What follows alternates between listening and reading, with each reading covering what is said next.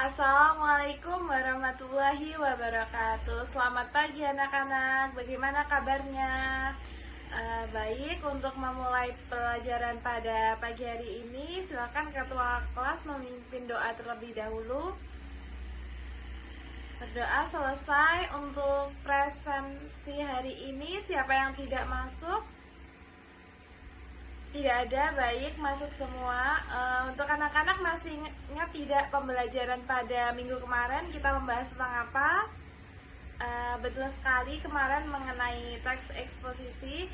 Selanjutnya pada minggu ini kita akan berlanjut mengenai materi baru, yaitu teks ceramah. Mungkin dari anak-anak udah ada yang pernah mendengar apa itu teks ceramah atau sudah pernah melihat ceramah? Oke, sudah biasanya mendengar ceramah di mana? Khutbah Jumat. Oke, di acara apa? Oke, jadi banyak sekali ya jenis-jenis dari ceramah itu. Kita bisa mendengarkan dari beberapa hal tempat atau mungkin dari internet juga ada. Selanjutnya untuk capaian pembelajaran pada pertemuan kali ini yaitu menganalisis isi, struktur, dan kebahasaan pada teks ceramah. Selanjutnya mengkonstruksi teks ceramah tentang permasalahan aktual dengan memerhatikan aspek kebahasaan yang menggunakan struktur yang tepat. Baik, selanjutnya mengenai dari bagian-bagian teks ceramah itu ada 3. Yang pertama pendahuluan, yang kedua isi, dan yang ketiga penutup.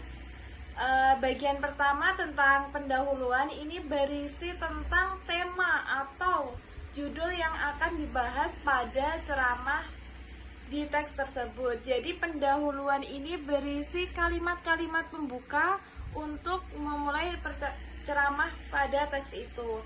Selanjutnya bagian yang kedua adalah bagian isi, yaitu bagian utama yang berisi argumen dari pembaca ceramah dan menjelaskan tentang subtema tema tertentu yang dijelaskan pada bagian isi. Dan yang ketiga, bagian dari teks ceramah adalah bagian penutup. Bagian penutup ini biasanya berisi ulasan singkat atau simpulan dari ceramah yang disampaikan dan juga kalimat penutup yang berisi permintaan maaf atau mungkin sejumlah alasan serta saran di dalam teks ceramah tersebut. Selanjutnya, setelah 3 bagian dari teks ceramah tersebut, kita akan menyimpulkan isi dari teks ceramah. Jadi, cara kita untuk menyimpulkan materi atau isi dari ceramah yang disampaikan adalah kita dapat melihat atau menyaksikan dengan seksama teks ceramah yang dibacakan atau mungkin ceramah yang disajikan, lalu kita menarik informasi-informasi penting, catatan penting di dalam ceramah tersebut, lalu kita menulis ulang informasi atau mungkin ringkasan dari ceramah tersebut. Selanjutnya kita akan membahas mengenai ciri-ciri teks ceramah. Yang pertama adalah ada informasi tertentu yang dijelaskan pada tema ceramah kepada pendengar. Yang kedua adalah teks ceramah disampaikan oleh orang yang ahli pada bidang dan mengetahui ilmu tertentu yang disampaikan. Jadi jika contoh misal ceramah khutbah Jumat itu biasanya yang menyampaikan Pak Ustadz. Lalu ciri-ciri yang ketiga adalah teks ceramah mempunyai struktur lengkap, biasanya terdiri dari yang tadi pendahuluan, isi, dan penutup. Dan ciri yang terakhir adalah isi teks ceramah disesuaikan dengan pemilihan tema, dengan kegiatan disesuaikan dengan kegiatan yang diselenggarakan. Selanjutnya ada struktur kebahasaan dari teks ceramah. Yang pertama menggunakan kata ganti orang pertama atau kata ganti orang kedua jamak seperti hadirin, sekalian, para tamu undangan, bapak atau ibu.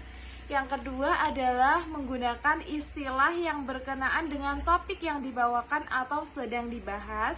Yang ketiga, menggunakan kata-kata yang merujuk pada hubungan argumentasi, contohnya jika, maka, oleh sebab itu, dan sebagainya.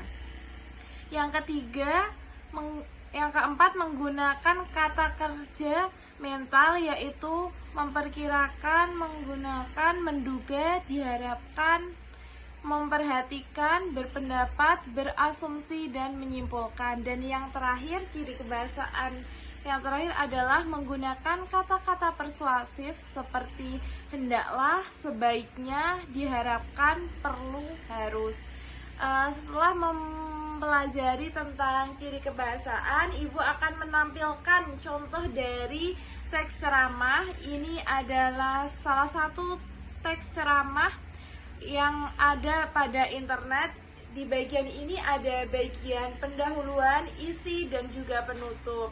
Oke, baik, Ibu akan membagi kalian ke dalam 3 kelompok. Kelompok pertama menentukan pendahuluan dari teks ceramah ini, kelompok yang kedua menentukan isi, dan kelompok yang ketiga menentukan penutupnya atau simpulan dari teks ceramah ini.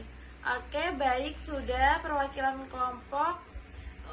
Berarti kelompok 1 tadi pendahuluan, kelompok 2 isi, dan 3 penutup.